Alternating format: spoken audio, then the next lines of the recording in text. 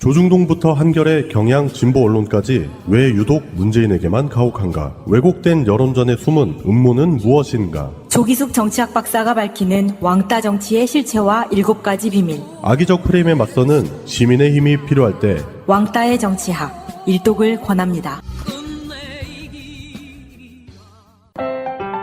좋은 책을 만들기 위해 바보처럼 가겠습니다. 위즈덤 하우스. 박근혜 정부는 아이를 낳기만 하면 키우는 것은 정부가 하겠다고 다짐했습니다. 하지만 누리과정 예산을 지방교육청에 떠넘기고 교육청들이 반발하면서 해마다 보육대란 직전까지 가는 상황이 되풀이됐습니다. 앞으로는 누리과정도 중앙정부가 책임질 것으로 보입니다. 원자력발전소와 석탄화력발전소 건설도 수정이 불가피합니다. 신규 원전과 석탄화력발전소 건설은 중단되고 법원에서 취소 판결이 나온 월선 1호기 등 노후 원전의 폐쇄도 앞당겨질 전망입니다. 대신 액화 천연가스와 신재생에너지 전력을 늘린다는 계획인데 다만 전력 수급과 전기료 조정 문제가 있는 만큼 하반기 발표될 8차 전력 수급 계획을 짜면서 내용이 구체화될 예정입니다. 녹조라 때 논란을 불러온 4대강 사업은 일부 보에 수문을 개방하는 것으로 시작할 것으로 보입니다. 하지만 보를 철거하는 문제는 민관 공동특별조사위원회의 조사 결과가 나온 뒤 결정하기로 했습니다. 한일 간 위안부 합의와 사드 배치 문제는 재검토한다는 입장을 갖고 있긴 하지만 상대국 정부와 협상이 필요한 만큼 결과 예측은 쉽지 않습니다. 문재인 대통령은 여성 장관 비율을 임기 말까지 50%로 늘리겠다고 약속하는 등 선거 기간 여러 차례 양성 균형 인사를 강조한 바 있습니다. 신임 수석들과의 청와대 경내 산책에서도 균형 인사가 화두였습니다. 페루, 칠레 이런 나라들이 남녀 동수 내각을 하면서 국방부 장관을 여성이 놀랍죠. 아니 그렇게 해서 또 사람을 좀 키워야 되거든요. 이제 항상 뭐 인재가 없다 그러지만 기회를 안 주니까. 청와대는 조현옥 수석 임명이 이 같은 새 정부의 인사 철학을 담은 인사라고 강조했습니다. 단순히 여성 고위직 인사를 한 명 추가하는 데 그치지 않고 여성의 사회 진출 확대를 지속적으로 지원하겠다는 새 정부의 의지를 담았다는 겁니다. 여성의 유리천장을 깨는 인사 디자인을 실현해 줄 것으로 기대합니다. 각 부처 고위직 공무원부터 공기업과 준정부 기관 고위직 임원까지 대통령이 직간접적으로 인사권을 행사하는 자리는 모두 7천여 개. 여성정책 전문가인 새 정부 첫 인사수석이 공직사회에 어떤 변화를 일으킬지 관심이 모아집니다.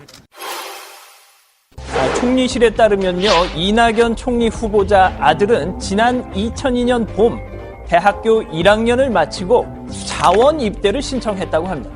그런데 어깨 탈구가 심해져서 수술을 받을 수밖에 없었고 그 뒤에 재검을 받았는데 5급 면제 판정을 받았다는 겁니다. 자, 그런데 이낙연 후보자의 부인과 그 해당 아들이 병무청을 찾아갔다는 거죠. 이 어깨 탈구 이거 수술해서 완치를 할 테니까 군대 좀 보내달라고 말이죠. 와, 정말 놀라운 얘기 아닙니까? 하지만 증거가 없습니다. 우리 집에 금송아지 있다 그런 얘기랑 별반 다를 게 없는 얘기죠. 그런데 여기서 반전이 펼쳐집니다. 15년 전 이 후보자는 오늘 같은 날을 미리 예견이라도 했다는 듯 병무청 관계자 앞으로 이런 탄원서를 냈다는 겁니다. 저희 아들이 신성한 국방의 의무를 다할 수 있도록 입대하게 해주시길 바라며 현역 복무가 어렵다면 공익근무 요원으로 근무할 수 있게 해주십시오. 그렇습니다. 이낙연 후보자는 15년 전 탄원서를 아직까지 갖고 있었고 이 면제 논란이 제기되자마자 이를 총리실을 통해서 공개한 겁니다. 정말 미친 준비성이라는 말 외에 표현할 방법이 없습니다. 모르긴 몰라도 이 정도라면 청문회 과정에서도 아들의 군 면제 이거 큰 문제가 안 될 것 같다는 생각도 듭니다. 경남도청에서 지난해 10월 공개한 지방세 고액상습 체납자 명단입니다. 경남 창원에 있는 학교법인 웅동학원이 2013년 재산세 등 총 2,100만 원을 체납했다고 돼 있습니다. 대표자 박모 씨는 조국 청와대 민정수석의 어머니입니다. 조수석의 부친이 2010년 이사장직에서 물러난 뒤 모친이 이사장직을 이어받았습니다. 조수석은 모친의 세금 체납이 지적되자 어제 저녁 국민들께 사과드리며 지금이라도 바로 납부될 수 있도록 하겠다고 공식 입장을 내놨습니다. 선친께서 중환자실에 입원해 있을 때 지방세가 체납된 것 같다고도 밝혔습니다.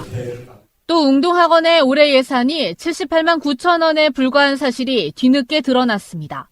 때문에 일각에선 자금 사정으로 세금을 못 낸 게 아니냐는 지적도 나왔습니다. 조국 신임 민정수석의 어머니가 이사장으로 있는 사학법인 웅동학원의 세금 체납 의혹이 난데없이 불거졌습니다. 사학법인이라고 하면 워낙에 친일파들이 재테크 수단으로 몸집을 키워온 경우가 많아서 의혹이 마치 그럴싸하게 들리고 있는데요. 그런데 알고 보니 대반전. 웅동학원은 일제시절 독립만세운동을 주도했고 한국전쟁 때는 학도병으로 출전해 나라를 지켰던 정말 몇 안 되는 애국학원이었습니다. 심지어 지금은 전교생 226명에 법인 예산이라는 게 1년에 78만 원에 불과한 가난하기 이루 말할 데 없는 시골 학교더라는 겁니다. 진짜 돈 없어서 체납을.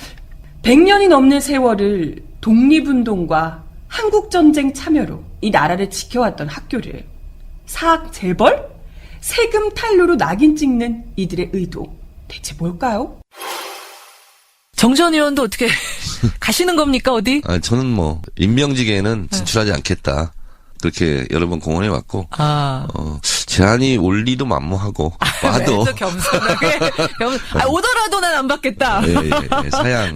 아니, 근데 막, 소위 찌라시라는 게 하루에 12번도 더 와요. 색다른 버전으로 막 들어오는데, 거기에 정전 의원 이름도 막 올라가서 돌아다니던데. 아니, 뭐 그런 건 되게 많아요. 많은데, 그것은 뭐 의미 없어요. 의미 없어요. 네. 와도 난 안 받겠다. 네네. 저는 뭐, 선출직에만 관심이 있어요. 이거 진짜로 구체적으로 이름 올리고 있는데 이렇게 말씀하시면 안 되는 거예요. 아닙니다. 알겠습니다. 그럼 아주 객관적인 입장으로 말씀을 해주실 수 있을 것 같은데 지금 어쨌든 당은 좀 술렁이겠어요. 우리 뭐 정청래 의원은 나는 임명직은 관심 없다 하셨지만 많은 분들이 관심 있잖아요. 핸드폰 켜놓고 밤에 배터리 충전이 잘 돼 있나 확인하고 자는 사람이 너무 많다. 그런 혹시라도 연락 올까봐 우스갯소리가 많이 있습니다. 야 혹시라도 올까봐. 네, 저는 아예 그냥 핸드폰을 꺼놓고 잡니다. 방송 중간에 좋아요를 눌러주시면 새날팀들에게 큰 힘이 됩니다. 미리 감사합니다. 트위터가 진짜 언론입니다. 조국 수석, 임종석 비서실장, 문재인 대통령 이렇게 와이셔츠 차림으로 청와대를 이렇게 산책하는 달라진 세상의 단면을 그대로 보여주는 취임 첫날에 문재인 대통령이 임종석 비서실장을 임명하면서 그런 얘기를 했어요.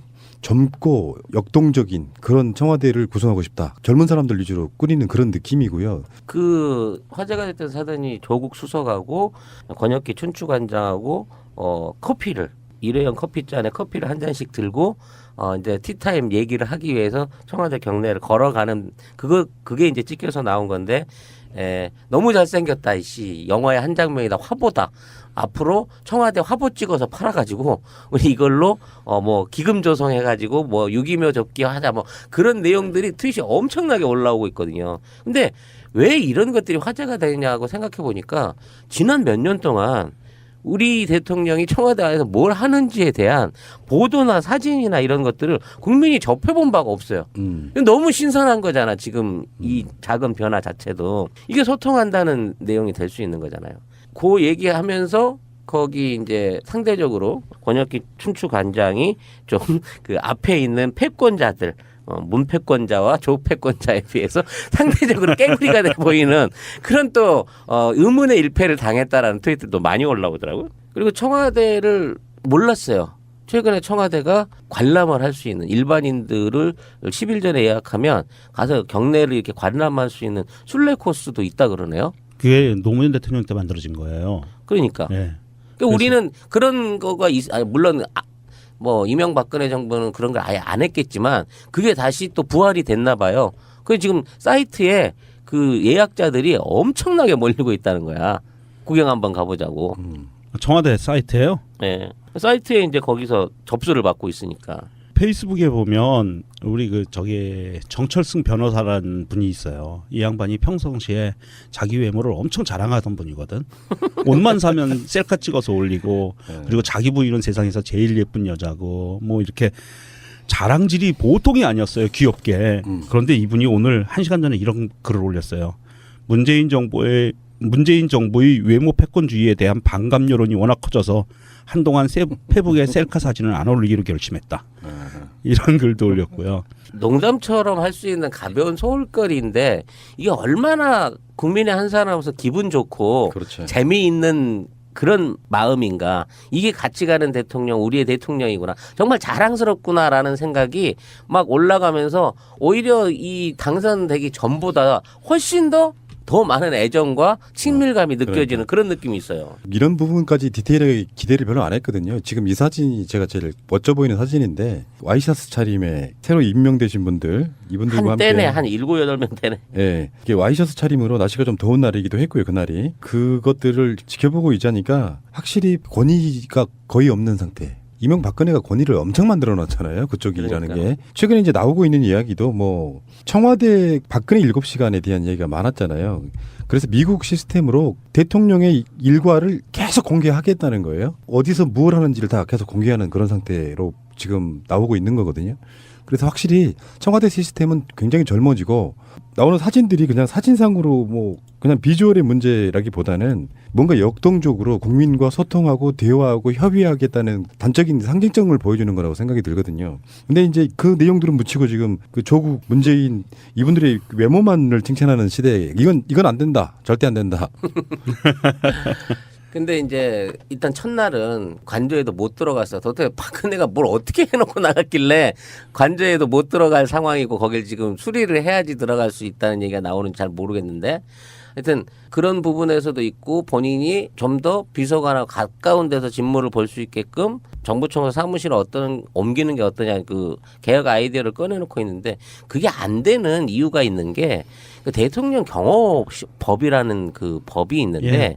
대통령 주변에 250m에서 600m까지는 사전에 점검이 되지 않으면 그러니까 경호실에서 여기 600m 안에는 없습니다. 뭐 위험 요소가 없습니다가 확인되기 전에는 거기를 못 가게 한다는 거예요. 그 600m가 왜 생겼는지 아세요? 그게 저격거리라며. AK 소총. 북한에서 그러니까 쓰는 AK 소총의 그 유효 사거리. 유효 사거리를 최소한 다 비워라라는 게 박정희 시대부터 경호법으로 존재를 했다는 거예요. 네, 맞습니다. 그러니까 사람들이 가까이 갈 수 없는 상황이 된 거고 대통령이 갑자기 창문 열어서 손 흔들어 주거나 갑자기 대열에 튀어나와 갖고 악수해 주는 것 자체가 깜짝깜짝 놀랄 화제가 되는 그런 세상이 된 거였어요, 그동안. 그래서 그 법을 개정을 하고 실제 문재인 대통령이 원하는 대로 비서관들이나 행정직 공무원들하고 가까운 데서 직무를 볼 수 있게끔 하기 위해서는 법도 고쳐야 되고 주변에 있는 시설 관리라든지 이런 것들에 대한 점검이 필요하기 때문에 한 1년 지나야 된다네. 내년에나 그게 가능해질 것이다라고 지금 예상을 하고 있더라고요. 문재인 대통령 홍은동 집에서 출퇴근하면서 앞에 시민 만나가지고 그런 얘기 했더라고. 불편하셨죠? 예. 불편하시죠? 이런 얘기 맞아요. 하고 있어요. 예. 정말 그 공감력 쩌는 분 아니에요. 맞아요. 외신이 가장 놀랐던 것 중에 하나가 그거라면서요. 대통령에 당선된 사람의 살고 있는 자택을 봤더니 너무 서민 예. 지역에 있는 고급 아파트도 아니고 골목골목길을 들어가야 되고 딱 내가 살고 있는 수준으로 살고 있었던 그런 그렇죠. 느낌이잖아요. 예, 그게 좀 저는 궁금한 게 아마 그러지 않을 것 같은데 박근혜 시절만 봐도 대통령이 움직이는 동선 내의 모든 통신 주파수가 다 차단됐거든요. 그래서 핸드폰이 안 터지고 그랬었어요. 그거는 경호법에 있는 거래요. 지금도 대통령 주변에서는 방해 전파 때문에 그 아까 말씀하신 경호 에어리어 안에서는 전파 이게 SNS나 뭐 이런 휴대폰이 안 되는 그건 아직도 존재를 하고 있는 거랍니다. 존재는 하고 있는데 홍은동 자택에 있을 때 그 동네 주민들이 그 정도까지 또 불편을 받을 수도 있다. 이거 그러니까 박근혜가 청와대 관저에 자기 숙소에 그 집기들을 치울 수가 없었어요. 왜냐하면 이거는 법적으로 국가의 재산이기 때문에 국가 예산으로 구매한 거라 그걸 마음대로 버릴 수가 없거든. 절차를 따라서 버려야 되거든요. 그래서 몸만 빠져나간 상태이기 때문에 자기 사적인 것만 갖고 그 문재인 대통령이 자기 혼자라면 뭐 큰 관심 없이 그냥 살 수도 있는데 영분이 계시잖아. 부인이. 어떻게 거기서 박근혜가 잤던 침대에서 잘 수가 있겠어요. 그거 다 교체해야 되고요. 그래야 되는 시간적인 것이 필요해요. 그래서 며칠간은 홍은동 자택 그 주변 주민분들이 불편을 많이 좀 겪으실 것 같고, 그리고 또 그거를 또 아시니까 그렇게 표현을 해주시는 거가 사실은 그렇게 불편해도 그분들은 기쁘게 불편을 감수할 것 같아요. 외신들이 그 건물을 크로즈업해서 내보내는데 벽도 다 막 금가 있고 타일도 오래돼서 막 색깔이 바래고 그래갖고 야 이거 좀 부끄러운 거 아니야? 이거 저런 거는 좀 안 나갔으면 좋겠는데 라고 스스로 생각했던 적이 있는데, 오히려 외국 언론이나 이런 것들은 소탈한 서민 대통령 뭐 이런 이미지로 해갖고 더 좋게끔 그걸 포장해서 쓰더라는 거죠. 근데 그런 류의 기사는 외신이나 하는 거고, 우리나라 언론이 지금 머물러 있는 자택이 말하자면 3억 3천짜리 집이다, 25평짜리 집이다, 그동안 문재인 이런 데서 살아왔다라는 부분에 대한 일절의 언급이 없더라고. 그러니까 정말 우리는 지금까지 없었던 정말 대단한 사람을 대통령으로 이번에 뽑은 게 아닌가 싶은 생각이 드는 거예요. 이 방송 나갈 때쯤에는 아마 청와대로 들어갔을 것 같은데요. 뭐 그런 비난이 쏟아집니다. 청와대 그동안 뭐 했냐. 박근혜가 거기 비운 지도 오래됐는데. 근데 그런 문제가 있는 것 같아요. 무슨 예산의 문제라든지 등등 여러 가지 있긴 있겠지만, 아무리 무슨 뭐 보궐선거로 급작스럽게 당선됐다고 해도 대통령이 바뀌면 누가 당선되든 간에 들어오잖아요. 그렇죠. 그러면 어느 정도 그게 정비가 되는 시스템으로 가야 되는데 넉넉고 있었던 거지. 그리고 들어오는 사람의 취향에 맞춰서 안에 뭐 배치나 인테리어 내지는 변화를 어떻게 줄 것인가도 이게 좀 다 달랐을 거예요, 성향이. 그럴 것 같지 않아요? 안철수나 홍준표가 들어온다 그러면 정말 초호화 가구, 초호화 집기로 완전히 새로 개비해갖고 삐까번쩍하게 만들어 놓으라고 그러고 지시했을 것 같다는 생각이 드는 거야.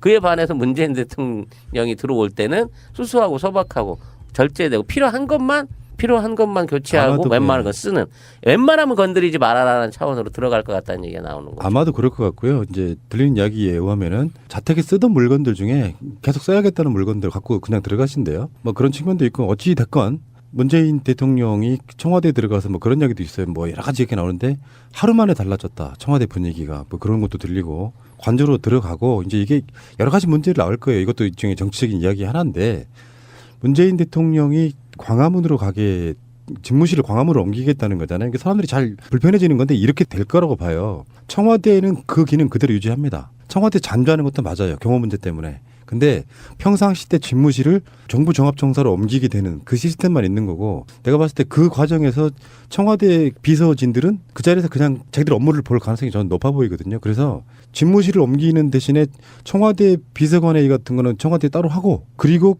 국무위원들과의 국무회의 같은 거는 정부 종합청사에서 하고, 이런 방식으로 당분간은 어떻게 될지는 정확히 모르겠지만 두 집 살림, 정부 종합청사의 집무실을 갖고 주거는 청와대에서 하고, 이런 방식으로 저는 가지 않을까 이렇게 생각을 해보네요. 그것도 법도 바뀌어야 되고 그래요. 예를 들면 완전히 막 그 청와대 비서진들이 전부 다 정부 종합청사로 오기는 사실상 힘들고요. 거기가 되려 그러면 공사를 다시 해야 된대요. 지하 벙커가 없대. 위급 시에 대통령이 들어가서 할 수 있는 공간이 없어서 청와대에서 한다 그러는데, 지금까지 볼 수 없었던 모습이라고 생각이 들고요. 저는 문재인 대통령이 5년간 청와대에서 노무현 대통령과 있으면서 면밀하게 굉장히 많은 사고를 했던 것처럼 보이거든요. 그래서 그런 위험 요소들, 초반부터 청산하고 가야 될 것들을 면밀하게 연구해서 지금 그 플랜대로 움직이고 있는 게 아닌가 이런 생각이 듭니다. 맑고 착한 세제 쑥. 옷에 남은 화학 합성 세제가 피부를 통과해 건강을 위협한다는 사실을 알고 계시나요? 왜 내가 트러블 많은 민감한 피부일까? 궁금해하신 적이 있나요? 소중한 내 아기 옷과 이불에 남은 유해 성분 때문에 걱정하신 적이 있나요? 식물성 세제가 피부 자극은 적지만 때가 잘 안 빠져 불편하신가요? 브라운 운동 방식으로 최강의 세척력, 식물 발효 추출물로 순한 부드러움, 유해물질 넣지 않은 자연주의 강력한 세척 방식, 브라운 운동을 알아보세요. 자연엔 맑고 내 몸엔 착한 고농축 맑고 착한 세제 쑥. 포털에서 맑고 착한 세제 쑥을 검색하세요. 식사하고 나면 배가 빵빵해질 때, 화장실 갔다 와도 또 가고 싶어질 때, 화장실에서 일을 보면 주르륵 할 때, 이런 증상이 있으신 분들은 검색창에서 오만디환을 검색해보세요. 오만디환은 대장 관련 식품으로서 판매한 지 6년이 넘었습니다. 별도로 광고는 하지 않았는데도 드셔보신 분들의 입소문을 통해서 지금까지 꾸준하게 판매를 해오고 있습니다.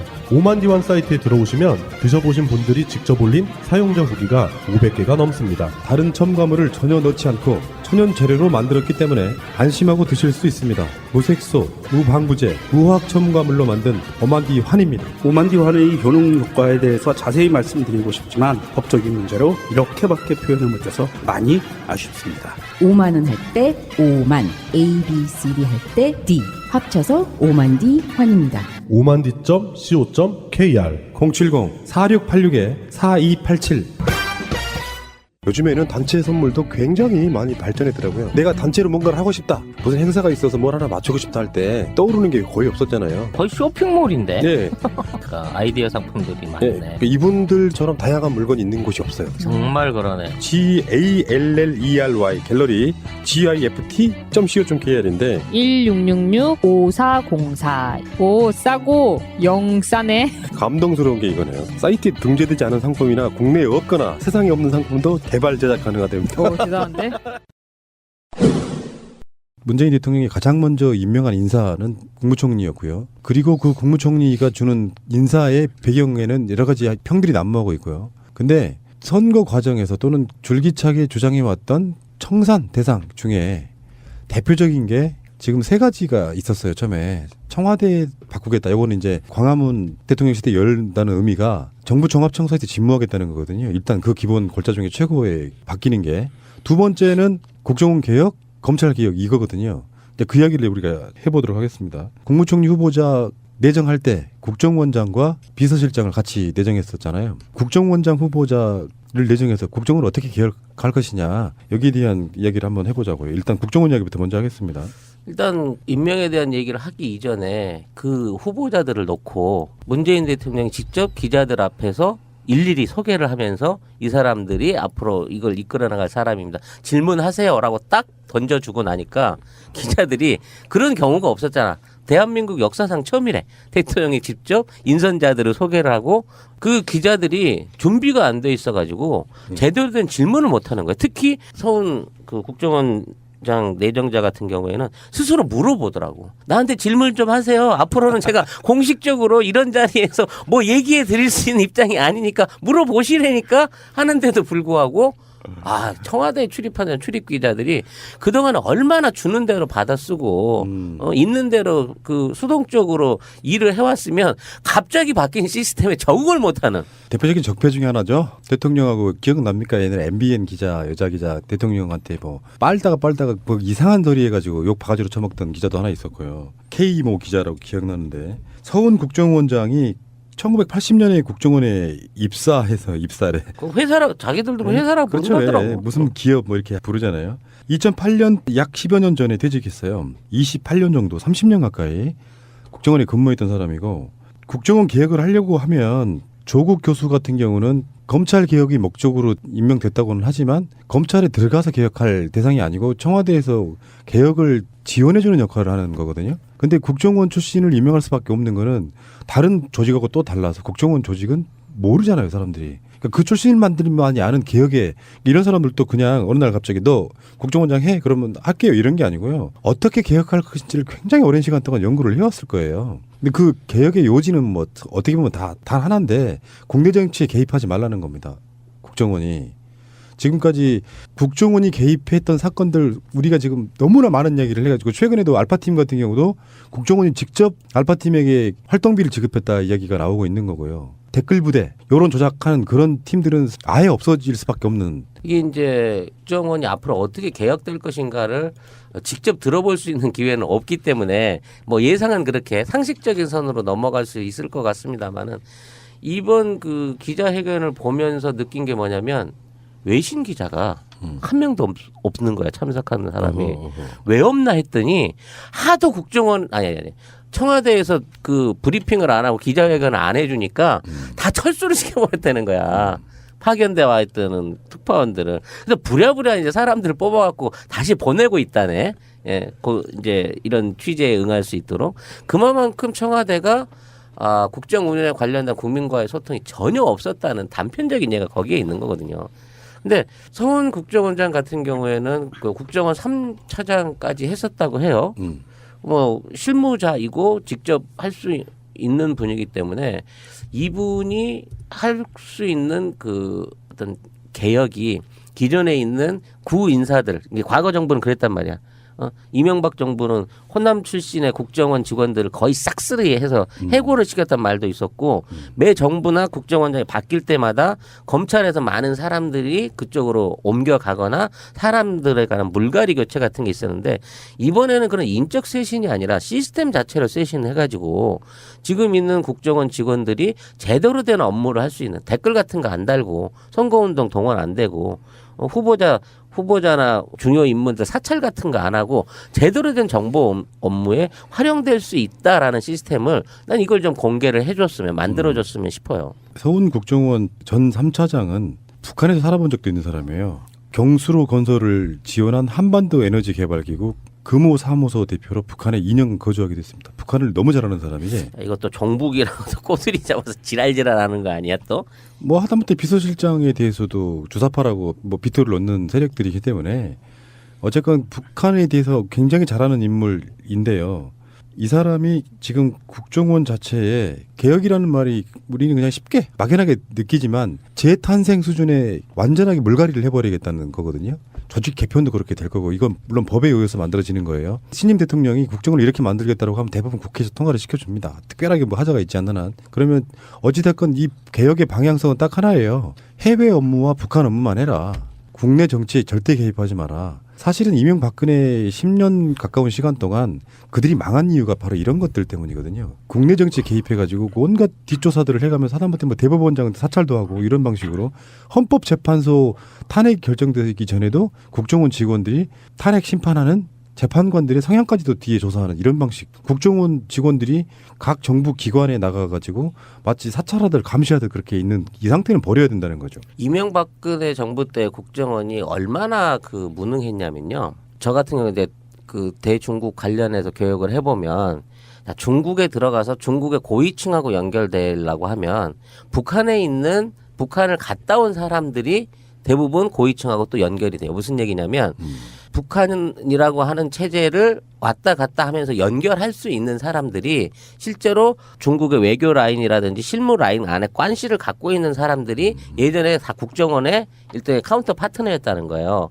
그러니까 그런 사람들이 맡아서 정보를 뽑아주거나 이제 어떤 그 국가가 은밀하게 진행하고 있는 프로젝트에 도움을 주거나 하는 사람들이 있었지. 그러니까 옛날에 그 무슨 뭐 북극곰 뭐 이런 그 암호명으로 불리는 그런 인사들이 사실은 종북 인사나 간첩이 아니고 원래 중국 외교부하고 북한 외교부를 연결할 수 있는 사람들이었단 말이에요. 근데 거기에 관련된 라인을 딱 끊어버리게 되면서 일단 중국 권력 핵심 또지는 권력 실무하고 연결될 수 있는 라인이 끊어져 버렸고 그것 때문에 삼성이라든지 이런 그 개별 기업들이 이 중국 정부하고 뭔가 교섭을 하거나 그쪽에 줄을 대려고 했을 때 그 옛날엔 국정원을 통해 갖고 연결하면 만날 수 있어지던 사람들이 다 라인이 붕괴됨으로 해갖고 야 이거 이제 누구를 통해 갖고 권력 핵심하고 연결을 해야 되지 이걸 고민할 정도였다니까. 근데 그게 4년 5년 동안 쭉 유지되는 순간 이미 대중국 외교 대북한 외교가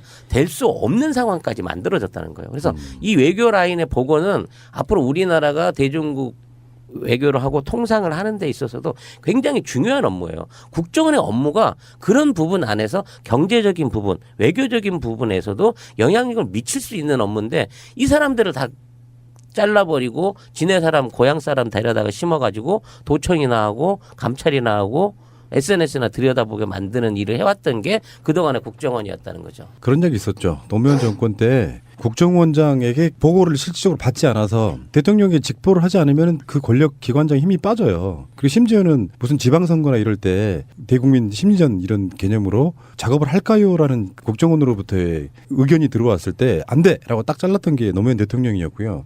근데 2008년 제 기억에는 그래요. 2008년이면은 이명박 정권 들어서가지고 국정원이 다시 개편되니까 국내 파트가 다시 부활하는 이런 상황이 돼갖고 이 사람들은 습관적으로 그런 게 있는 거예요. 1차장이 이제 대북 업무라든지 총괄하는 수석 느낌이고 2차장은 국내 파트. 그러니까 국내 파트라고 하는 개념이 너무 모호하기 때문에 결론적으로 말하면 국정원 직원들은 본능적으로 정치인들에 대한 사찰할 수밖에 없고 그런 것들이 나중에는 정적을 제거하는 데 쓴다거나 야당을 탄압하는 데 쓰는 용도. 그래서 그때 RCS라든지 뭐 온갖 것들이 등장을 했고요. 그래서 문재인 대통령이 사실상 대통령이 됐던 그 선거에서 그 작업했던 김하영 같은 직원도 아직도 국정원에 다니고 있는 거 아니에요. 좌익교수라는 이름으로 활동했던 그 많은 직원들이 지금 국정원에 있는 겁니다. 근데 그 자리들이 없어지는 거죠. 국정원이라는 게 또 서울에만 있는 게 아니고 지부도 있잖아요. 네. 그 지부에 있는 사람들이 갖고 있는 그 업무의 고질적인 관성적으로 하게 되는 그 사찰, 뒷조사 이런 것들을 없애야 되는데 그게 정말 고질적이래요. 그러니까 뿌리 뽑기가 되게 힘들대 이게. 우리도 그런 그 정보 파트에 대한 환상이 좀 있잖아요. 그래서 뭐 국정원 직원이 어떻고 저쩌고 막 그런 걸 빨리 없애서 대한민국에서 정치에 개입하는 국정원 직원은 있으면 안 된다. 이게 우리 말처럼 그냥 문재인 대통령이 지금 여러 가지로 막 스포트라이트를 받으니까 별 중요한 뉴스가 아닌 것처럼 다뤄지지만 사실은 우리가 방송하는 환경도 바뀌는 거예요. 계속 불안했다 그랬잖아요. 통장 털려, 통화 내역 털려. 그러면 실질적인 위협이 없더라도 굉장히 불안한 상태로 그렇죠. 방송을 해왔던 거거든요. 그런 환경들이 없애지는 상황인 거고 지금도 아마 철없이 오다대로 국정원 직원이 내려주는 오다대로 알파팀 같은 애들이 아직도 작업을 하고 있을지 몰라 이거는. 댓글 작업 같은 거. 서훈 국정원장을 임명한 게 국정원 개혁을 위한 이제 첫 번째 드라이브를 걸은 건데요. 법에 따라서 해야죠. 박근혜처럼 하면 안 되고 이게 국가정보원법이라고 우리나라는 법에 있어요. 이게 얼마나 허술하냐 허술하고 악랄하냐 하면 국가정보원법 3조에 국가정보원에서 하는 직무 내용이 있습니다. 상세하지 않게 정해져 있는데 1조 1항에 보면 국외정보 및 국내 보안정보 그래는 가로치고 대공, 대전부정복, 방첩, 대테러 및 국제범죄 조직의 수집 작성 및 배포 그런 게 있고요. 그다음에 형법 중 내란의 이제 외환의 이제 군형법 중 반란의 이제 암호 부정 사용의 죄, 군사기밀보호법에 규정된 죄, 국가보안법에 규정된 죄에 대한 수사해서 수사권이 있어요. 이런 부분들이 지금 제일 중요한 게 여기에서 직무 1항에 나와 있는 국외정보까지는 모르겠는데 국내 보안정보라고 이게 크게 뭉뚱그려 놓은 부분 이 부분이 제일 문제인 거예요. 그래서 2차장이 이 부분을 담당을 하고 있는데 대공 업무, 대공이라는 거는 공산주의에 대항한다는 업무거든요. 근데 이게 너무 커요. 포괄적이에요. 대북 방첩 업무가 아니고 이거는 그 내부의 푸른나무님 얘기한 것처럼 내부의 그 정적에 대한 감시 그리고 자기 내부에 대한 그 정보 수집 이런 부분들이 다 돼 있는 거거든요. 그래서 이런 부분들을 고쳐야 되고 법으로 고쳐야 되는 부분이고요. 이 조직은 그 2011년도에 이명박이 있을 때 법을 개정해서 조직이나 직원 같은 경우에는 비공개로 돼 있어요. 법으로. 국정원장이 비공개로 할 수 있다 이렇게 해놨어요. 그리고 비공개로 돼 있는 거예요. 지금 이제 서훈 그 내정자 같은 경우에는 2차례 남북 정상회담을 기획하고 실무적으로 운영을 했던 분이라고 합니다. 그렇기 때문에 굉장한 대북 통인 거죠 사실상. 근데 이제 중요한 멘트를 하는 게 지금 남북 정상회담에 대해서는 시기상조이긴 하나 꼭 필요하긴 하다라고 얘기를 한 거예요. 그게 시기는 언급되지 않을 수 있으나 이번 정권 안에 어떤 형태로든 정상회담이 있을 수 있다. 또 거기에 대한 준비를 하겠다라는 멘트로 받아들일 수 있는 내용인 거거든요.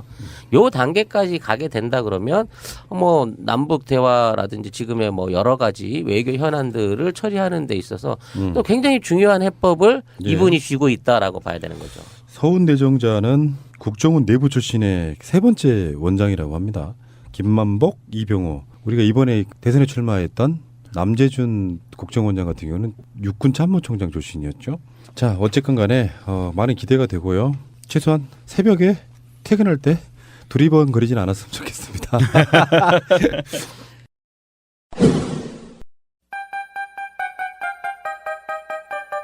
직장에 다니다 회사가 망해서 급여를 못 받으신 분, 법적으로 구제받을 방법이 있습니다.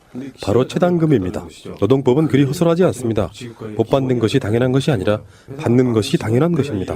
가난한 노동자들을 위한 곽승훈 노무사 010-9922-7766 처음 뵙습니다. 예, 저도 처음 뵙습니다. 골반 교정?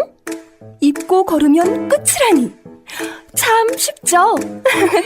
골반 잡자 바로 잡자 바디로직. 허리 통증 바로 잡자 바디로직. 몸매 교정 바로 잡자 바디로직. 자세가 좋아지는 골반 교정 타이즈 바디로직. 검색창에 골반 교정 바디로직. 남자는 허리. 삐딱한 남성 골반 허리에도 역시 바디로직입니다. 바디로직의 효과를 못 느끼셨다면 100% 환불해드립니다. 자세한 환불 조건은 홈페이지를 참조하세요. 중국에서 창업하려면 어떻게 해야 돼요? 우선 사업자가 있어야 되고 그러려면 주거지도 있어야 되겠죠. 통장 거래도 할 수 있어야죠. 거래처도 있어야 하고 물건을 들여올 루트도 있어야죠. 사실 복잡해요. 나는 킹스필드 추천해요.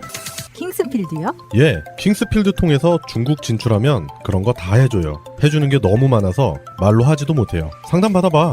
어떻게요? 검색창에 킹스필드 검색하면 되지. 홈페이지 들어가면 다 있어. 어디라고요? 킹스필드라고. 킹스필드. 때 맞춰가지고요. 조국 민정수석이 임명되고 나서 바로 그 다음날 11일 날 김수남 검찰총장이 사의를 표명하고 나갔어요. 그게 사실은 도리예요. 그렇죠. 꿋꿋이 자리에 앉아 계시는 분들 계십니다. 지금 현재도. 그러니까 황교안도 나갔고요. 김수남도 나갔고 중요에 있는 자리들은 나가고 있는 건데 빨리 비켜줘야. 왜냐하면 이게 있거든요. 이따가 나 이야기가 다시 나오겠습니다만 임기제인 사람들이 있어.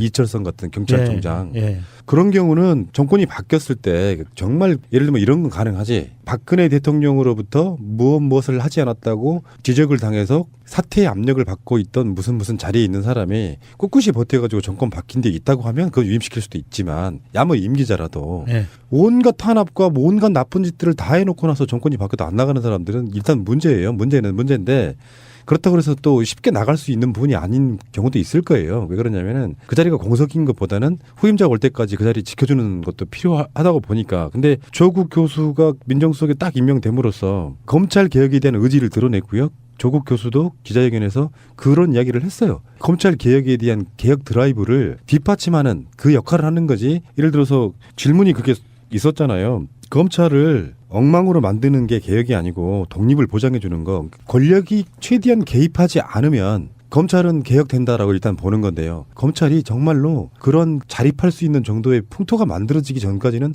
어느 정도 저는 케어를 해야 된다고 보는 사람이거든요. 그러니까 검찰총장을 제대로 된 놈 임명해 놓고 스스로 개혁하게끔 만들겠다는 그런 일단은 보여준 것 같고요. 황교안 총리 같은 경우에는 정권이 안정될 때까지 좀 있어 주어라 그랬는데 그냥 사표 던진 거고요. 그래서 뭐 부총리가 이제 대리로 해서 진행을 가고 있는 건데 여기서 이제 중요한 사람 하나가 또 박승춘이라고 그렇게 그만두라 그래도 안 그만두던 보훈처장 있잖아.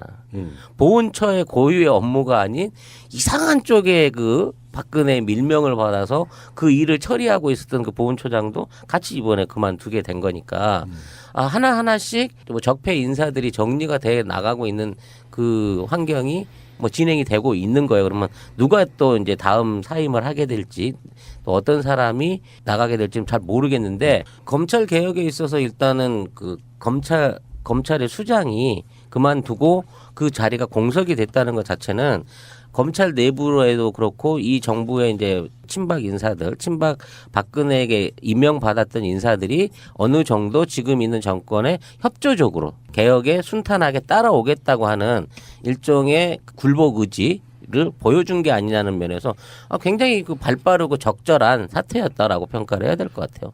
저는 그렇게 보지는 않아요. 지금 박근혜 정권에서 온갖 폐악질을 일삼았던 검찰 권력의 핵심에 있던 검찰총장이 사퇴했다는 것은 좋게 받아들이면 그럴 수는 있는데 저 사람들이 과연 저 검찰 무시무시한 검찰 권력을 그렇게 순순히 내놓을 것인가?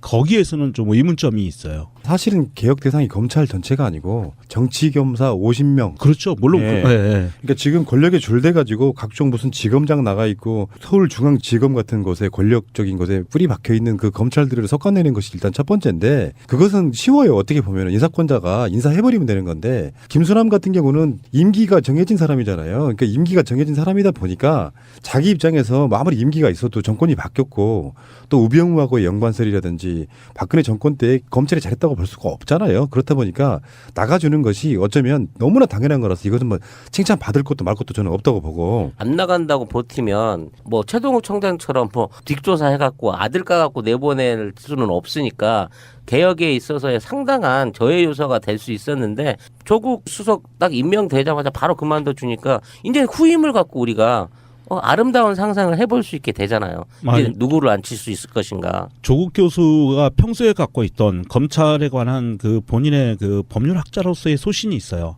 첫 번째가 공수처, 두 번째가 수사권 기소권에 관한 문제.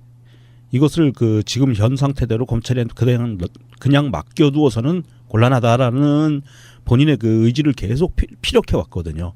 그런 상황에서 지금 조국 교수가 민정수석에 들어왔지만 조국 교수는 검찰에 대해서는 관여할 생각도 없고 관여하지 않겠다는 이야기를 했고요. 법률적인 판단은 그거는 사법부나 검찰에서 하는 거다.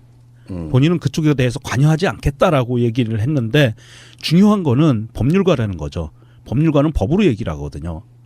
그러면 검찰 조직에 대해서 공수처를 만들고 수사권 기소권을 경찰과 나누는 방안 이거를 본격적으로 드라이브가 걸리면 검찰 조직 자체가 굉장히 큰 자기들의 그 위험을 느끼는 거죠.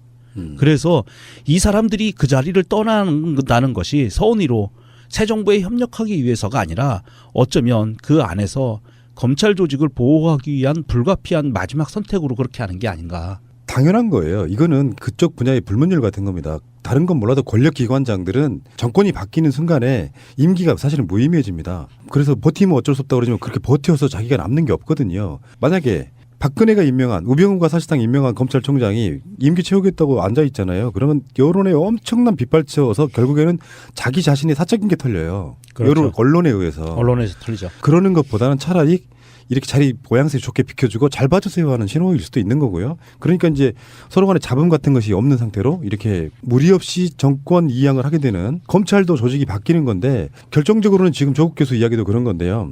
고비처. 이거 중요한데 고비처에 대해서 이렇게 이야기를 했어요. 고위공직자들의 수사를 담당하는 고비처가 따로 생긴다는 것이 검찰 조직을 약화시키는 것이 아니라 오히려 검찰 조직에 도움이 된다.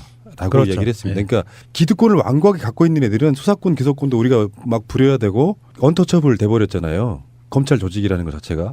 그 조직이 자기들이 감시받을 수 있는 조직이 또 하나 생김으로써 건강하게 돌아갈 수 있다는 거고 사법체계 안에서 법을 다루는 공무원 역할만 해라 이거예요. 정치에 개입하지 말고. 맞습니다. 정치검찰에서 본연의 업무로 돌아가라는 얘기죠. 지금 이제 검찰총장이나 법무부 장관이 앞으로 청와대 파견된 검찰에 대해서는 다시 받지 말아라. 복귀를 허용하지 말아야 된다라는 얘기를 이제 조국 교수가 꺼내놓은 거거든. 지금 우리 검찰의 문제가 뭐냐면 검사들이나 일선에 있는 인력들을 청와대나 각 행정기관에 파견이라는 이름으로 내서 보내요. 그리고 거기서 영향력을 발휘하게 만든 다음에 걔들을 다시 검찰 권력 안에 수용을 함으로 인해 가지고 일종의 커넥션을 만들어 놓고 그쪽 조직을 좌지우지할 수 있는 형태로 검찰이 지금 국정에 많이 개입을 해왔고 관여를 해왔던 부분이 있는 거거든. 이 고리를 완전히 끊자는 거예요. 이번에 청와대에 파견됐던 검사들이 다시 검찰로 돌아갔죠. 우병우가 데리고 온 애들이에요. 예, 그렇죠. 근데 원래는 이제 그게 원래는 어떻게 돼 있느냐면 청와대로 가게 되면 검찰이라고 하는 신분이 끝나요. 네. 그래서 이 사람들을 다시 어떤 방식으로 하냐면 특채를 통해 가지고 다시 끌어들여요. 그렇죠. 특채. 그게 관행이었습니다. 예. 이거를 끊어야 된다는 거지. 지금도 아마 새 정권이 들어서면은 검찰 쪽에서 파견 나가는 검사들이 있겠죠. 특히 민정 쪽 같은 경우는 있을 건데 그 사람들 다시 검찰로 돌아가지 마라. 그렇게 되지 않으면 조국 교수가 우병우 역할을 하게 되는 상태가 되면 그런 식으로 또 검찰이 망가져서 다음 정권이 바뀐다고 할지라도 그런 시스템을 확고하게 만들어 놓겠다는 의지 같은 거거든요. 조국 교수의 정확한 그 발언의 어딩을 보면 이런 맥락이에요. 직업 선택의 자유가 우리나라에서는 보장되어 있기 때문에 정말 학자야. 직업 선택의 자유가 보장되어 있기 때문에 검찰에서 검사가 청와대로 오는 것을 막을 수는 없다. 그렇지만 청와대에 들어오기 위해서는 검찰에 정확하게 사표를 내고 와라. 그리고 다시 검찰로 돌아가는 방안은 그런 편법은 없애야겠다. 이런 부분이거든요. 그러니까 검찰이 청와대로 들어오는 걸 막지는 않는다는 거죠. 필요한데 너희들이 청와대에 와서 이 국가 안보에 대한 굉장히 중요한 사항들을 다루고 기밀들을 다루고 했으면 그거에 대해서 비밀 보안 규정도 있거든요. 그런 것 때문에 다시 그렇게 편법을 통해서 가지 마라. 이런 메시지를 정확하게 준 거죠. 지금 그 부분에 대해서 이제 학자 출신인 그 조 수석이 검찰 조직을 제대로 이렇게 주물르거나 영향력을 발휘해갖고 개혁을 할 수 있을 거냐라는 의구심을 제한하는 일부 세력이 있고, 또 반대로 아예 모르기 때문에 기본적으로 친분이 없잖냐. 쉽게 말해서 조국한테 줄 대가지고 나한테 유리하게 뭐 어떻게 좀 해줘하고 청탁할 수 있는 세력이 없고, 그런 점이 오히려 공명정대하게 일을 처리하고 원칙적인 처리가 가능할 수 있게 하는 원동력이 될 것이다라는 부분이 있는 거거든요. 근데 결국 그 본인이 뭐 개입 안 하겠다고 했던 것처럼 본인은 검증만 하는 거고, 인사권을 발휘할 수 있는 사람은 법무부 장관이라든지 대통령이 할 수 있는 거기 때문에 차기로 어떤 그 사람을 검찰청장이나 법무부 장관에 앉히느냐가 이 조국으로 시작된 개혁의 마무리를 볼 수 있는 수순이라는 거죠. 검사장급 이상의 사람들은 청와대 민정수석실에서 검증을 해가지고 대통령이 직접 임명하는 시스템이에요. 그런 것들을 갖고 있어야 되고요. 지금 조국 교수는 어떻게 보면 이렇게 봐요. 서울대 법대 동기들한테는 재수없는 인물일 가능성이 높아요. 원래 평상시 때부터. 그러니까 권력에 줄대던 정치검사, 지금은 상당히 이제 고위직에 올라가 있는 사람들, 이런 사람들이 봤을 때는 평상시에도 재수없는 스타일이었을 거예요. 그렇죠. 그러니까 그런 걸 좋아하니까 문재인 대통령이 올린 거지. 이 사람이 마치 막 자기 동기들 만나가지고 맨날 술판 벌이고 자기들끼리 그런 카르텔을 갖고 있는 사람이라면 임명 안 했을 거로 보고, 조국도 자기의 권한을 이렇게 계속 하고 있잖아요. 나는 검찰 조직에 개입해서도 안 되고 개입할 수도 없다. 다만 그들이 알아서 잘 개혁하게끔 뭔가 서브해주는 역할만 하는 것이고, 무슨 사람을 임명하고 이러는 것은 내 권한이 아니다. 이런 식으로 이야기하고 있는 거고요. 민정수석이라는 게 우리가 봤을 때는 뭐 고위 공직자 임명하는 것만 있지만요. 원래 민정수석은 대통령 친인척부터 시작해서 이 많은 사람들을 관리하고요. 전에도 그런 말씀 드린 적이 있었는데, 민정수석의 역할이 원래 취지는 뭐냐면은 민심을 대통령에게 전달하는 자리입니다. 민정이란 말이 또 그런 의미를 갖고 있기도 하고요. 옛날 국왕 같은 때 보면 이제 도승지죠, 도승지.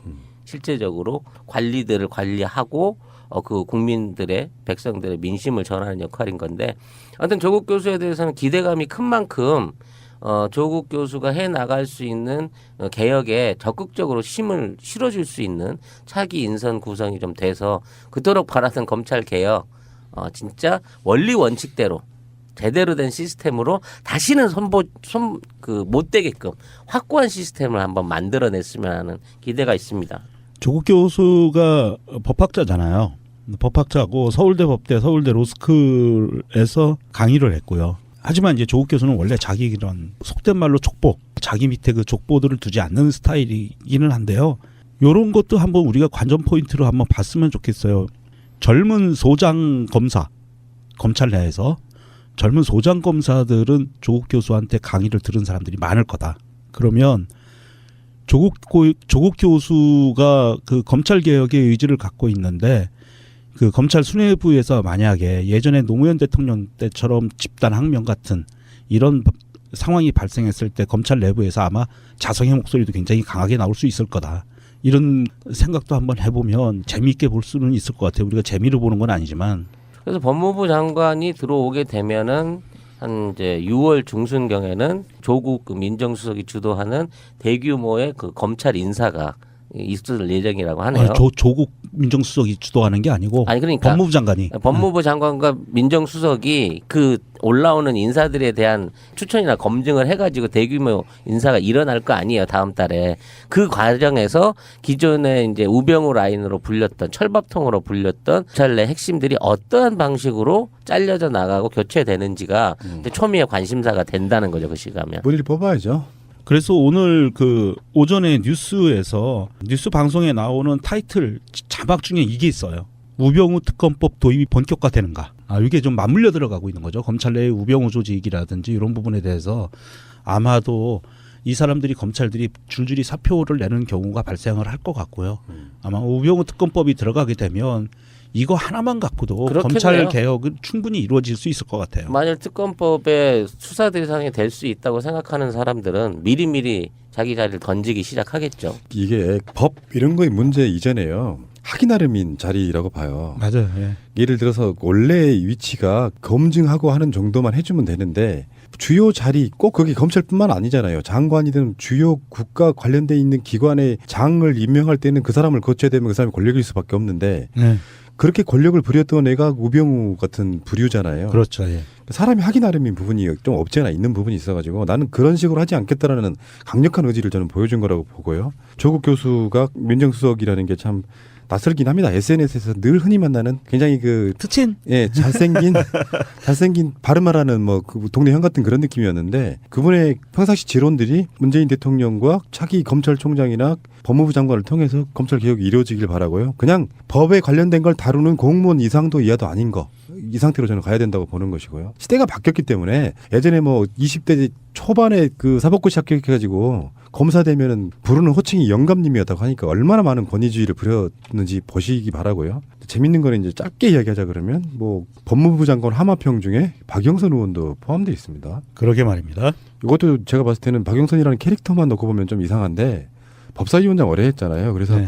검찰 조직이 만약에 예전에 강금실 법무부 장관 임명할 때도 굉장히 많은 논란이 있어가지고 심지어 강금실 법무부 장관 같이 검사와의 대화를 했던 것도 기억나는데 아예 법 쪽의 출신이 아닌 사람이 법무부 장관으로 오면 또 검찰은 어떻게 반응할지도 궁금합니다. 박영선 의원과 같이 하마평에 오르는 인물이 또 있죠.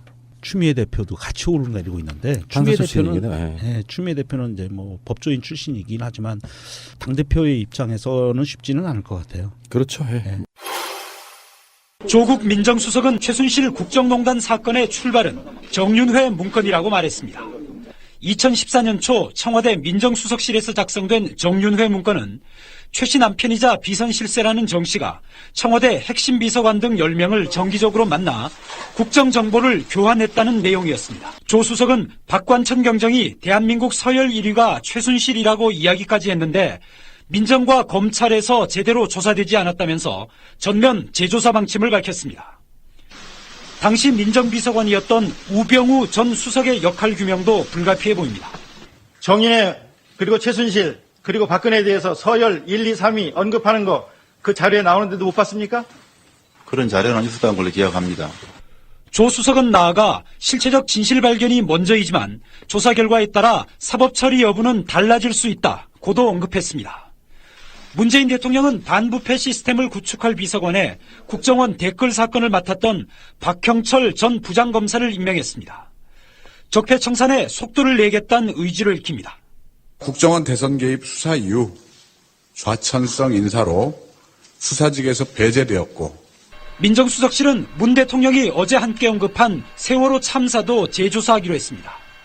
이석태 전 특별조사위원장을 상대로 박근혜 정부의 조사 방해 여부를 확인할 계획입니다. 자유한국당은 재판까지 진행 중인 사건을 재조사하겠다는 건 정치 보복에 지나지 않는다며 반발했습니다. 이철성 경찰총장은 박근혜 정부 시절이던 지난해 8월 임명됐습니다. 경찰청장의 임기는 2년으로 이 청장은 내년까지 임기가 남아 있습니다. 하지만 임기를 7달가량 남겨둔 김수남 검찰총장이 문재인 정부 출범과 함께 전격적으로 사의를 밝히자 이 청장의 거취를 놓고도 관심이 커지고 있습니다. 이에 대해 이 청장은 스스로 물러날 뜻이 없음을 분명히 했습니다. 이 청장은 YTN 취재진과의 통화에서 아직 사의를 표명할 의사가 없다고 답했습니다. 앞서 이철성 경찰청장은 지난해 8월 취임 뒤 가진 기자간담회에서 새술은 새 부대에 담아야 한다며 정부가 바뀌면 동양적인 사고방식으로는 새로운 분이 하는 게 맞다고 말했습니다. 당시 간담회 발언을 놓고 본인의 임기를 박근혜 정부와 함께하겠다는 뜻이 아니냐는 해석이 제기되기도 했습니다. 이에 대해 이 청장은 진위가 잘못 전달된 것일 뿐 전체 맥락을 읽어보면 이해가 될 것이라며 자리를 지키겠다는 뜻을 거듭 강조했습니다. 이 청장은 최순실 씨가 경찰청장 인사에 개입했다는 의혹이 불거졌을 때에도 한 점 부끄러움이 없다며 자리를 유지했습니다. 이처럼 이 청장이 사퇴 불가 입장을 고수한 가운데 새 정부의 원활한 국정 운영을 위해 물러나야 한다는 의견과 14만 경찰 조직의 사기를 고려해 임기를 지켜줘야 한다는 주장이 팽팽히 맞서면서 새 정부가 어떤 판단을 내릴지 주목됩니다. 자, 마지막으로는 이철성 경찰청장에 대한 이야기입니다. 일단 이철성은 뭐 음주운전 경력 이런 걸 떠나가지고 박근혜와 함께 청와대에 근무하다가 나중에 청장이 강신명에서 바뀌는 과정에서 최순실 게이트 내 장시호라든지 하는 사람들에 의해서 최순실의 인사라고 알려진 인물이에요. 네. 임기가 1년 3개월 정도 남았거든요. 여기서 이제 보통 사람들 같으면은 이철성 자체가 그만두는 게 권력기관장이기 때문에 맞겠지만 임기를 보장해야 되고 이런 보도까지 나오고 있어요. 이철성은 조직 내에서는 신망이 두텁다. 그러니까 이게 그전에는 경찰대 출신들이 경찰청장을 한다거나 그런 방식이었는데 일반 순경에서 경찰청장에 오른 최초의 인물이기 때문에 지전적이죠. 그러니까 자기 조직은 잘 챙기는 인물 같은데 네.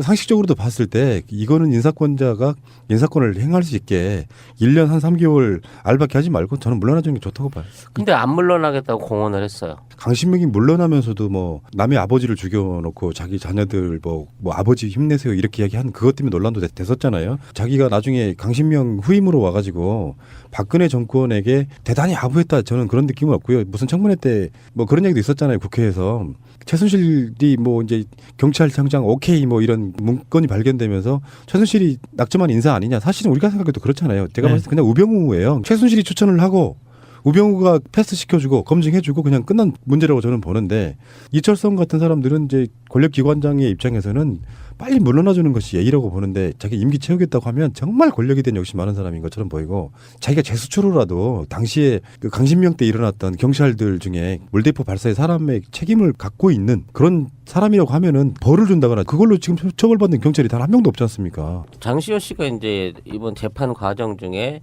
그 사람 프로필을 직접 최순실이가 오케이해서 뭐 이걸 붙여준 걸 김정 차관에게 전해가지고 그 인사가 그대로 이루어졌다라는 얘기가 있었단 말이에요. 그리고 그 사진 자료까지 나왔단 말이에요. 그렇다고 치면 최순실이 임명한 사람인 거고 이 적폐 하수인으로서 분명히 사법적인 처리를 받을 뿐만 아니라 아니 자기 스스로 물러나서 이제 처벌을 기다려야 될 사람인 건데 이 사람이 지금 있는 거 안 넣고 그냥 버티겠다라고 했을 때 이걸 강제 파면할 수 있는 규정이 없는 것도 이 법의 맹점이 아닌가 싶은 거예요. 그러니까 만일 버틴다고 하면 뭔가 이제 뭐 비리라든지 독직이라든지 이런 부분의 걸 찾아내가지고 구속 수사해서 파면하는 수밖에 없는 거 그런 방향으로 지금 흘러가게 되는 거잖아. 2년 임기제라고 하는 것은 소신껏 해라 이런 의미이긴 하지만요.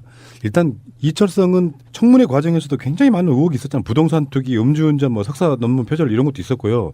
그래서 야당 쪽에서 절대 안 된다고 반기를 들었던 바로 그런 인물인데 그냥 임명시켜버렸잖아요. 바로 그런 인물이기도 하고 이철성은 뭐 물러나는 게 맞다고 이야기를 최근에 한 적이 있다라고 해요. 언론과 인터뷰에서. 그러니까 물러나주는 게 맞는데 이철성이 정권이 바뀌었지만 계속해야 되는 거는 이런 경우라고 봐요. 문재인 대통령이 임명한 경찰청장인데 한 임기가 한 1년 남았고 정권이 교체가 안 된 상태로 갔을 때 그런 연속성은 모르지만 지금 박근혜 정권이라고 하는 곳에 말도 안 되는 농단 사건으로 대통령이 쫓겨난 상황이라고 하면 다른 사람들은 몰라도 권력기관장들은 일괄적으로 나와주는 게 맞아요. 그건 상식적인 맞아요. 거예요. 예. 네. 그리고 이 사람은 경찰청 내에서는 내부의 신망이 두텁다라고는 이야기한다고 하지만 그 부분은 사실은 내부 자기들만의 어떤 제 식구 감싸기 이런 부분들인 걸로 그러니까 보이고요. 내부 승진자 최초의 내부 승진자이기 때문에 보호를 하고 싶은 완주를 시켜가지고 앞으로도 그런 사례를 만들고 싶은 거가 있을 거라고는 봐지는데 그렇다고 하더라도 출신이 워낙 잘못되어 있는 사람인 거잖아요. 그러니까 이 사람이 저는 용서가 안 되는 부분이 다른 부분도 굉장히 많지만 딱 한 가지가 있어요. 그 작년 박근혜 국정농단 사건에 시위대가 시위를 할 때 법원이 시위대의 행진을 허가를 했어요. 허가를 했는데 판결로 허가를 했는데 경찰청장이 이거를 거부하고 법원의 판결과 경찰의 공익보호는 다르다라고 하면서 행진을 막았던 그 사례가 있거든요. 이건 경찰로서 해서는 안 되는 부분이에요. 경찰은 법을 수호하는 일을 대신 위탁받아서 일을 하는 건데 법원의 판결로 이건 법의 합법이다. 정당한 행위다라고 하는데도 막았다는 거는 이건 있을 수 없는 거거든요. 그만큼 나쁜 사람이었던 거예요. 겉으로 잘 드러나지는 않지만. 이 인사 관련 정황에 있어서 직접 통화를 해서 음주운전 관련된 약점이 있어도 그냥 밀어붙여라라는 얘기를 최순실이 했다고 지금 장시호가 증언을 했는데요. 지금 그 이철성이 자기가 할 일이 남아 있다라는 그거를 떤다고 치면 어떤 거를 얘가 앞으로 하기 위해서 거기 남아 있으려고 할까라는 부분을 생각을 해보게 돼요. 저는 그게 지금 사드와 관련한 성주 주민들을 탄압하고 미군들이 어느 정도 그 기지에 대한 어떤 출입 그리고 어떤 보완과 보수를 마무리 지을 수 있을 때까지 그 경비 영역을 제공하는 데 있어서 이철승이가 그거를 마무리 지으려고 하는 게 아닌가 저는 개인적으로 그런 추측도 해봅니다. 경찰 업무라는 게 굉장히 여러 가지가 있는데 취임할 때도 뭐 취임 자체가 박근혜 임기가 얼마 안 남았 몇 년, 그러니까 1년 정도밖에 안 남았을 때 취임한 거잖아요. 그러니까 1년 몇 개월 정도밖에 안 취임한 거기 때문에 그 당시 기자회견에서 그런 이야기를 했대요. 정권이 바뀌면 물러나겠다. 그런 뉘앙스로 이야기를 했다고 하고. 근데 이제 지금 제가 봤을 때 검찰 내 신망이 두텁다라고 하는 거는 제가 봤을 때는 언론 플레이일 가능성도 있어요. 누구한테 취재를 했는지 모르지만 이철성은 어떤 면에서 보면 우리 경찰의 유구한 역사 속에 일제시대에는 일제의 앞잡이, 독재의 앞잡이 했던 그 본능을 받아가지고 문재인 대통령에게 엄청 아부하고 막 내가 계속 하게 할 수 있게 해줘 뭐 이런 식으로 아부하지 않을까. 속성이 그래요. 그러니까 어떤 사람이 투철한 정신을 가지고 설사 박근혜가 어떤 사람이 나한테 외압을 해도 나는 그걸 끌고 갈게 하는 그런 인물들이 아닙니다. 그렇지. 기본적으로. 그런 대쪽 같은 결교로 버티는 게 아닐 거라고. 예. 그리고 지금 김수남이 물러났듯이 경찰청장이 물러나는 것도 사실은 억지로 버티면요 털려요. 그러니까 불안감 느끼니까 나에 대한 관심 끊어줘 하고 그냥 조용히 물러나는 거거든요. 이철성도 저는 곧 물러날 거라고 봅니다. 언론 플레이 한번 해보고 분위기 한번 받아보고. 그럼 차기를 또 누구를 또 예정을 하고 기다려야 되나? 표 못 쓰면 난 너무 좋을 것 같은데. 국회의원직 버리고 거기까지는 좀 오바 같고 겸직 안 되나? 그때 그런 분 있었잖아요. 강신명 엄청 비판하던 경찰대 교수님 한 분 있었잖아요. 그런 분도 있어요. 예. 강신명보다 선배여가지고 강신명이 찍소리 못했다는 바로 그분 그런 분도 계십니다. 그러니까 경찰 중에는 굉장히 양심적으로 뭔가를 경찰 개혁을 바라는 분들이 꽤 있다는 말씀드리고요. 그 대표적인 애 중에 하나가 표창원 의원이고요. 그러니까 자리를 털어내고 보니까 앉힐 만한 사람들이 너무 많은 거예요. 인재가. 그런데도 불구하고 임명이 안 됐던 그동안 훌륭한 인사들이 그 자리 가지 못했던 거는 진짜 안타깝네요. 이 나라 인사제도, 인사 조치 자체가 위에서부터 아래까지 하나같이 제대로 된 인사를 뽑을 의지가 없었고 자기 딸내기만 뽑으려고 해왔다는 게 이 최근의 계획에서 보여지는 것 같아요. 마지막으로 이런 이야기 한번 해보고 싶습니다. 문재인과 박근혜의 다른 점이 뭐냐 생각을 해보면 그런 거죠. 박근혜는 그 권력기관들을 이용해서 자기를 지키고 싶어 했고요. 문재인 부류, 노무현 부류, 김대중 부류 이런 민주 개혁 세력의 사람들은 그런 의미가 아니고 너희들이 진심으로 권력 영향을 받지 말고 국민을 위해 일해라 이런 자리라고 의미를 좀 부여한다고 생각이 들고요. 이철성은 그래서 그런 의미에서라도 스스로 사임해야 되지 않을까 이런 생각이 듭니다. 인터넷 쇼핑몰을 하고 싶으세요? 회사 홈페이지를 만들고 싶으세요? 새날과 연대하는 한국 도메인 지원센터에 연락해보세요. 새가 날아든다를 듣고 연락했다 하시고 상담을 한번 받아보세요. 친절하게 응대를 해주실 겁니다. 아주 저렴한 가격으로 홈페이지를 만드는 방법, 한국 도메인 지원센터입니다. 02-6049-2616 한글로 한국도메인센터.kr 홈페이지 잘 만드는 회사가 한국 도메인 지원센터라는 것을 전 세계가 알아버렸습니다. 새가 날아든다 팟빵 1, 2 채널 유튜브 새가 날아든다 구독하기를 꼭 눌러주세요. 구독하기를 하시면 정말 새가 날아갈 수 있는 힘을 주시는 겁니다. 구독하기는 공짜입니다.